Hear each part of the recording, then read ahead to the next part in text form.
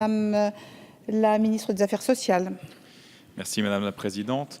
Madame la Ministre, dans le rapport remis par la sénatrice et ancienne ministre Hélène Conway au Premier ministre en juillet 2015 sur le retour en France, on apprend que l'inscription ou la réinscription à l'assurance maladie est la première préoccupation des Français de l'étranger préparant un retour en France, et ce, devant l'emploi ou le logement.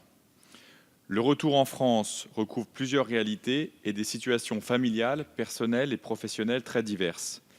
Parmi ces situations, une majorité de nos compatriotes, 59% exactement selon le rapport, reviennent s'installer en France après une fin de contrat dans le pays d'expatriation ou pour suivre leur conjoint qui bénéficie d'une nouvelle opportunité professionnelle. Elles ou ils connaissent alors une période sans activité professionnelle, jalonnée de démarches en tout genre, parmi lesquelles l'inscription à la sécurité sociale. Ces personnes sans emploi ne peuvent cependant pas bénéficier d'une couverture immédiate, puisqu'un délai de carence leur est imposé. En effet, la protection universelle maladie, PUMa, mise en place le 1er janvier 2016, offre une couverture maladie à toutes les personnes résidant en France, mais une telle affiliation impose un délai de carence de 3 mois, impliquant l'absence de toute couverture santé pendant cette période, d'autant plus quand il n'est souvent pas possible de mettre en place la portabilité des droits à la couverture maladie du pays de départ. Ce délai de carence est particulièrement incommodant concernant les démarches d'affiliation ou de réaffiliation au régime général de la caisse primaire d'assurance maladie pour les personnes sans emploi ou pour les conjoints sans emploi revenant en France à l'issue d'une période d'expatriation qui doivent demander leur affiliation à la sécurité sociale via la PUMa au titre du critère de résidence.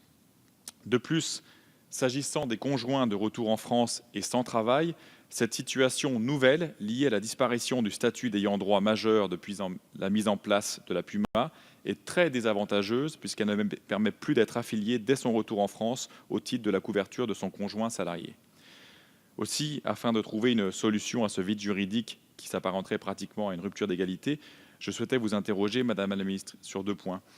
Quelles sont les actions prévues pour mettre fin rapidement à cette anomalie qui pénalise injustement nos compatriotes français à l'étranger venant s'installer en France après leur retour d'expatriation? Deuxièmement, dans le cas où un ou une compatriote serait rentré en France depuis le 1er janvier 2016 et qu'elle est de facto sous cette période de 3 mois de carence, comment pourrait-elle ou pourrait-il avoir accès à des soins ou à un médecin sans avoir à débourser des frais? Le cas échéant, pourrait-il se faire rembourser des frais engagés depuis le 1er janvier 2016? Merci Monsieur Prémat. La parole est à Madame la secrétaire d'État auprès de la ministre des Affaires sociales et de la Santé chargée des personnes handicapées et de la lutte contre l'exclusion.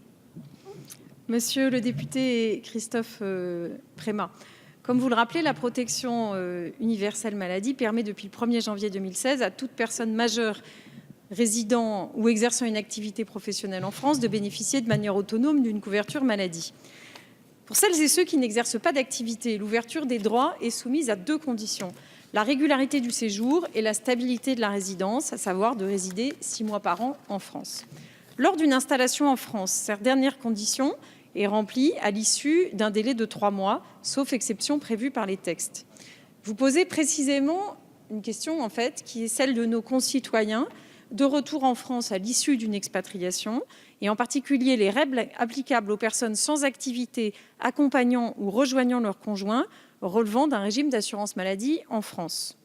Le problème ne se pose que pour les personnes qui ne bénéficient pas de dispositions de maintien des droits ouverts dans leur pays d'origine, pour celles qui ont un pays d'origine. Or, ce maintien est en pratique très fréquent dans le cadre de la coordination européenne ou des accords bilatéraux de sécurité sociale.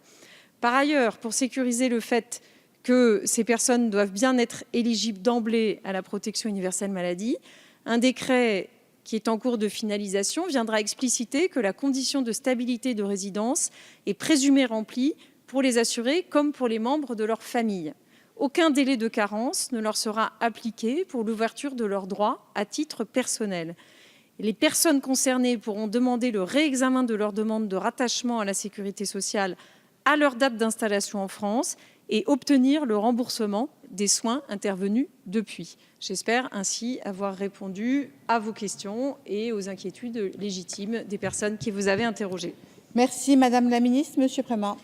Merci beaucoup, Madame la Ministre, pour cette réponse effectivement assez claire sur le délai de carence, puisque moi je reçois beaucoup de concitoyens. Je prends des exemples parce qu'il y a l'accès à la carte vitale, évidemment. Il y a aussi cet accès qui conditionne parfois l'inscription administrative à l'université. C'est arrivé pour des étudiants qui revenaient d'un séjour de Londres en France et qui se sont retrouvés donc sans carte vitale et sans possibilité d'inscription administrative. Donc il y a effectivement l'ouverture des droits sociaux.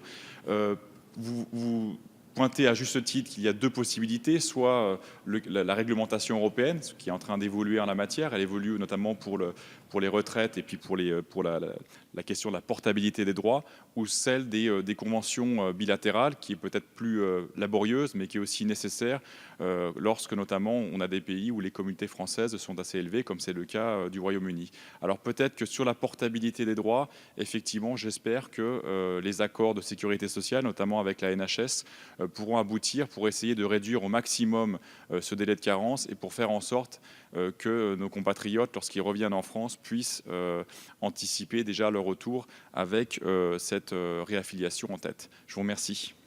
Merci, Monsieur Prémat. Merci, Madame la Ministre. Nous arrivons maintenant à une question de Monsieur Olivier Dassault à Madame la Ministre.